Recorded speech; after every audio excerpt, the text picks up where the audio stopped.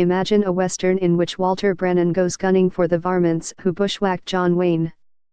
That's pretty much the logline for the Ballad of Lefty Brown, writer-director Jared Moshe's solidly entertaining period drama, which can be enjoyed as both a straight-shooting homage to crotchety sidekicks and shoot-'em-up conventions, and a well-crafted movie about loyalty, betrayal, and redemption that dutifully acknowledges, without slavishly mimicking, the classic westerns that introduced those sidekicks, and established those conventions. Even as Moshe respectfully tips his Stetson to a variety of cinematic forebearers, masterworks by John Ford and Howard Hawks, revisionist 70s horse operas, Clint Eastwood's Down and Dirty Unforgiven, he rides clear of wink-wink pastiche, and sets his sights on making something that can stand on its own merits as a worthy addition to the genre.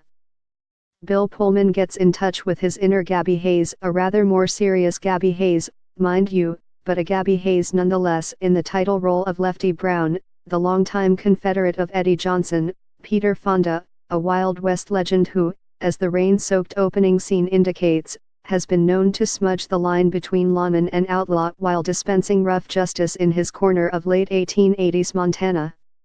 Indeed, there are subtle hints that both Eddie and his faithful sidekick haven't always stuck to the straight and narrow path.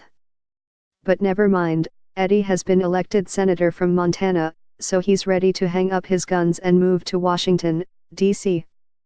During his extended absence, he plans to place Lefty in charge of his ranch despite the misgivings of Eddie's wife, Laura, Kathy Baker, who doesn't sound entirely unreasonable when she questions whether an illiterate 60-something galoot with no discernible leadership qualities is capable of leading much younger hired hands in maintaining their spread. Moshe depicts violence in a sudden and shocking fashion, without reliance on slow-mo mayhem or lingering close-up. This is especially true of the inciting incident that propels the narrative. While Eddie and Lefty are conversing during their pursuit of rustlers, Eddie is fatally shot by one of the men they're tracking. Lefty vows to hunt down Eddie's killer, but his noble gesture fails to impress Laura.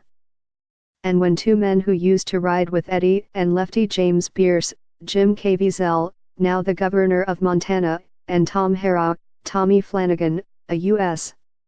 Marshal, arrive at the ranch to pay their condolences, they, too, think Lefty has bitten off way more than he can chew. Tom rides out to bring Lefty home, but Lefty isn't so easily diverted from his self-appointed task. Throughout much of the Ballad of Lefty Brown, Moshe methodically amps the suspense by repeatedly raising the question of whether Lefty actually is capable of doing what he's set out to do. It comes as a relief when Lefty picks up a sidekick of his own, Jeremiah, Diego Joseph, a gun-toting whippersnapper who's eager to establish himself as a hero. But in a movie filled with as many reversals of fortune as this one, it's never safe to predict who will display the most courage, or competence, under fire.